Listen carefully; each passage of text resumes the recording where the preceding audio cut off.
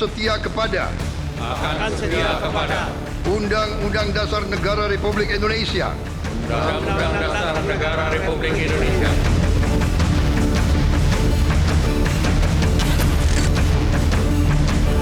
demi dharma bakti saya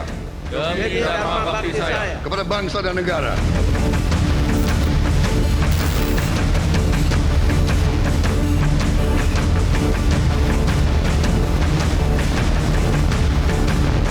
Bahwa saya dalam menjalankan tugas jabatan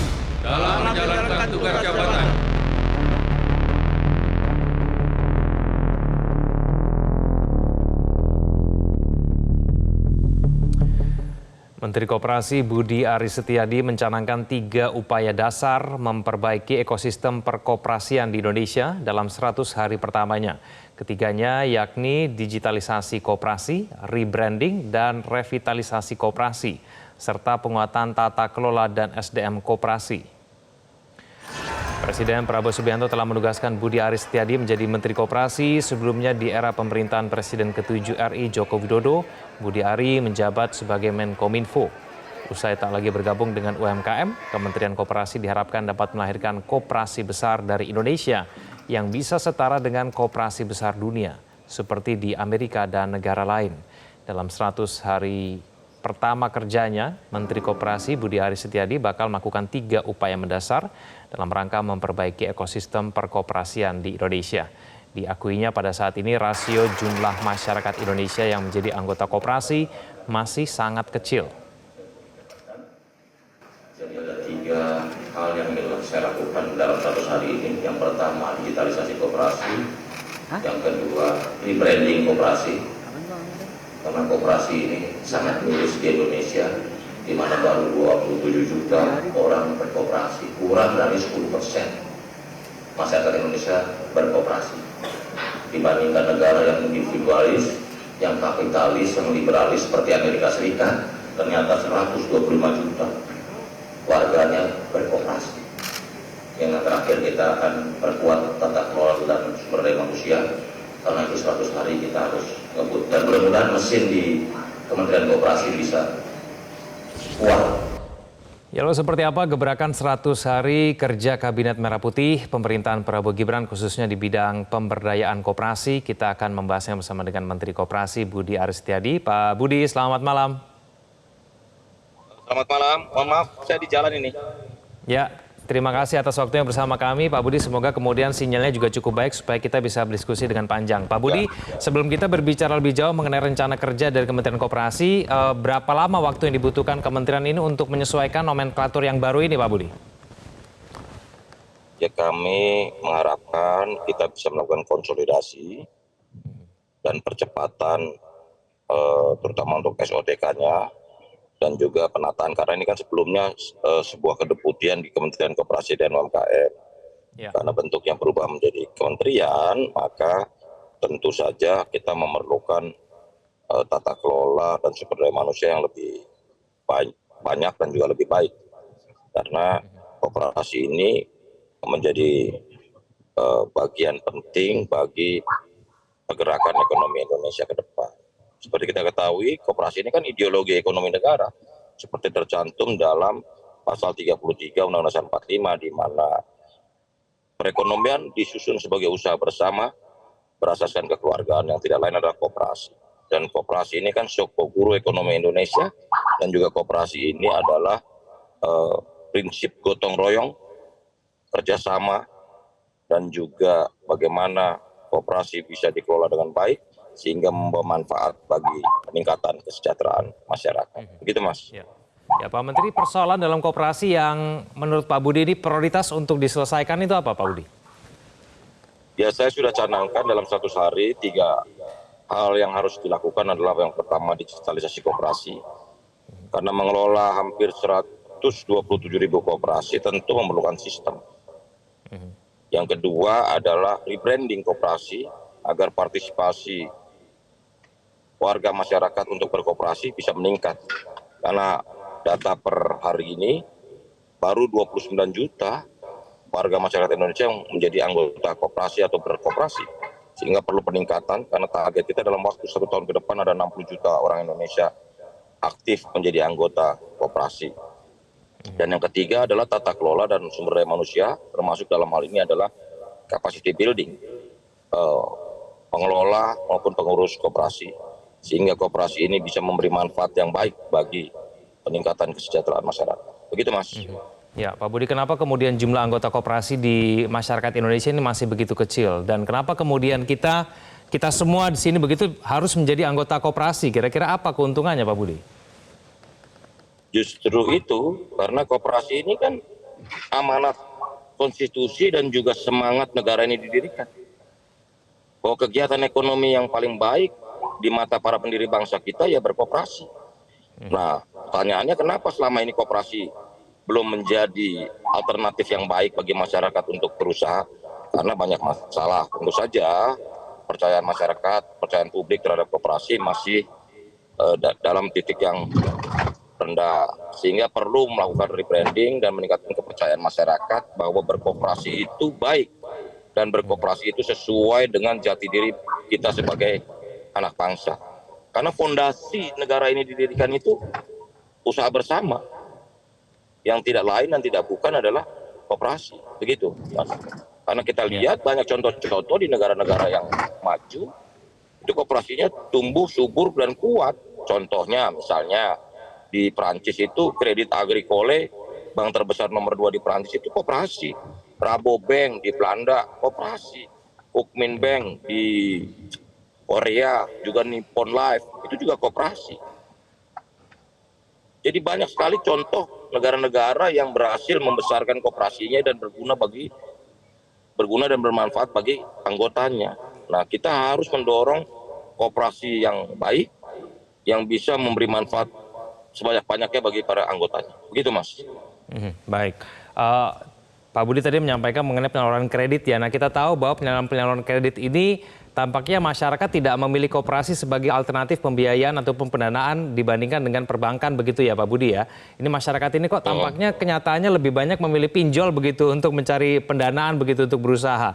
Mungkin karena pinjol ini syaratnya mudah dan kemudian cepat sekali begitu untuk mencairkan. Nah, ini bagaimana untuk menjawab persoalan seperti ini, Pak Budi? Jadi dalam kacamata kita ini harus disadarkan ke masyarakat bahwa berkoperasi adalah berusaha dan berkegiatan ekonomi yang sesuai dengan jati diri bangsa kita. Soal pinjol atau pinjaman online ini kan soal digitalisasi, karena juga kita ingin mendorong pinjaman online itu juga berbasis keanggotaan atau koperasi. Karena itulah digitalisasi koperasi menjadi penting, gitu loh. Jangan dikotomikan antara pinjol dengan perbankan, karena pinjaman online itu kan tata cara baru di era transformasi digital ini. Seperti itu, Mas. Dan kita juga melihat bahwa kebutuhan pendanaan koperasi simpan pinjam ini harus kita tumbuhkan, kita perbaiki regulasinya sehingga menghindari dari hal-hal yang buruk yang terjadi. Kepercayaan masyarakat terhadap koperasi harus dikembalikan, begitu loh. Karena koperasi ini yang dikelola dengan baik akan memberi manfaat bagi para anggota, gitu, Mas. Bagaimana kemudian Pak Budi untuk membuat masyarakat ini lebih berminat begitu untuk lebih memilih koperasi sebagai pembiayaan usaha mereka, Pak Budi? Tentu perlu kiat-kiat, karena dalam koperasi itu ada 5 hal yang menjadi catatan kita dalam pengelolaan koperasi saat ini. Yang pertama, satu sisi adalah soal manajerialnya. Kedua, soal kewirausahaan atau entrepreneurship. Yang ketiga, soal akses pasar dan produksi. Dan yang keempat, soal keuangan. Dan yang kelima, soal pengorganisasian masyarakat. Karena kita paham dan kita sadar bahwa pengorganisasian masyarakat ini memerlukan wadah. Wadah yang bernama koperasi. Karena gerakan koperasi ini gerakan sosial ekonomi, gitu loh. Ada sisi ekonominya atau sisi bisnisnya, tapi satu sisi juga ada sisi sosialnya. Jadi kebersamaan kita di koperasi ini sesuai dengan falsafah filosofi negara kita tentang kolektivitas, kolektivisme, dan juga kekeluargaan yang itu bisa diwadai bernama koperasi. Jika saat ini masyarakat belum aware atau belum yakin dengan koperasi, ya tugas kita meyakinkan kepada masyarakat bahwa koperasi ini adalah wadah yang sesuai untuk cita-cita bersama untuk peningkatan kesejahteraan masyarakat. Begitu, Mas.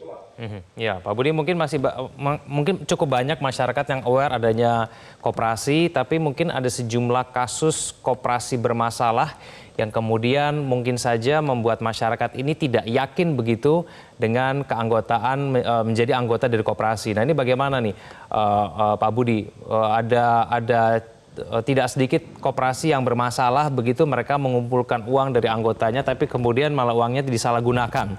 Nah, ini bagaimana juga, Pak Budi?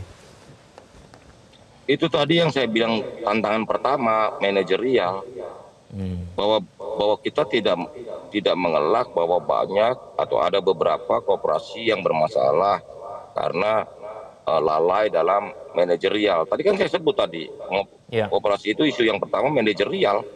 Jadi kita harus mendorong dan memperkuat yang namanya koperasi multi pihak, di mana koperasi sebagai lembaga satu sisi, tapi juga koperasi sebagai organisasi bisnis. Makanya isu yang muncul adalah mengkorporasikan koperasi. Koperasi harus bertindak seperti layaknya sebuah korporasi dengan kepemilikan yang dimiliki oleh sebanyak mungkin orang. Begitu. Kita juga baca banyak kasus bahwa koperasi disalahgunakan untuk melakukan penipuan dan sebagainya. Nah, ini catatan penting buat kita. Karena itulah maka Kementerian Koperasi ingin mendidik masyarakat, mensosialisasikan kepada masyarakat. Ini adalah bukan koperasinya yang salah atau koperasinya yang berdosa, tetapi ini karena tata kelola manajerial dan serta pengawasan yang sangat buruk. Karena itulah kita ingin mendorong pengawasan yang lebih prudent, pengawasan yang lebih tertata dengan baik, sehingga koperasi memberi manfaat bagi anggotanya dan juga bisa berkontribusi bagi pertumbuhan ekonomi nasional dengan angka sumbangsi ke produk domestik bruto kita bisa meningkat. Begitu, Mas. Ya, Pak Budi, dalam 100 hari ke depan yang kemudian menjadi prioritas saat ini begitu, apa yang akan dilakukan? Apakah ada tugas khusus dari Prabowo terkait dengan Kementerian Koperasi, Pak Budi? Sampai saat ini, Pak Presiden sangat berharap bahwa Kementerian Koperasi yang juga adalah sokoguru ekonomi Indonesia, sokoguru ekonomi nasional ini bisa bertumbuh dan bisa besar. Kita memerlukan koperasi-koperasi yang world class.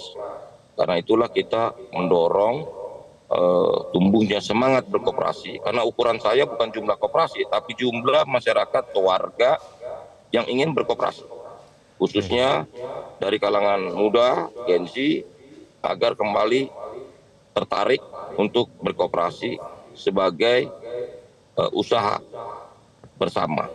Karena itu kita mohon dukungan dari teman-teman untuk kita sama-sama sosialisasikan semangat berkoperasi kita, karena koperasi ini adalah jati diri bangsa kita yang sangat mulia.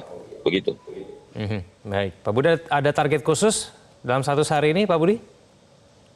Tadi saya sudah sebutkan bahwa 3 target dalam 100 hari ini adalah digitalisasi koperasi, 2 yang pertama digitalisasi koperasi, yang kedua rebranding koperasi. Kita sedang berdiskusi intensif bagaimana koperasi harus tetap sebagai sebuah organisasi yang dipercaya oleh masyarakat, seperti halnya badan usaha lain seperti perseroan terbatas, PT, CV dan juga BUMDes, sehingga koperasi harus dipercaya oleh masyarakat. Dan yang ketiga adalah bagaimana tata kelola dan peningkatan sumber daya manusia, khususnya capacity building dari pengelola koperasi. Kita akan berupaya merumuskan roadmap-nya dalam waktu yang singkat ini, dan juga kita ingin mengeksekusi sehingga semangat berkoperasi dan juga munculnya koperasi-koperasi yang baik yang bisa memberi sumbangan bagi perekonomian nasional. Ini sesuai dengan ideologi ekonomi negara kita. Kalau kita mau renungkan lebih dalam, ideologi ekonomi negara ini adalah koperasi. Jadi kalau ada masalah bukan salah koperasinya, tapi salah pengelola-pengelolanya. Begitu, Mas. Baik, kita tunggu nanti 100 hari gebrakan akan seperti apa, Pak Budi. Menteri Koperasi Budi Aris Setiadi. Terima kasih Pak Menteri sudah bergabung sama kami di Prime Time News. Selamat malam. Selamat malam. Jelajahi cara baru mendapatkan informasi. Download Metro TV Extend sekarang.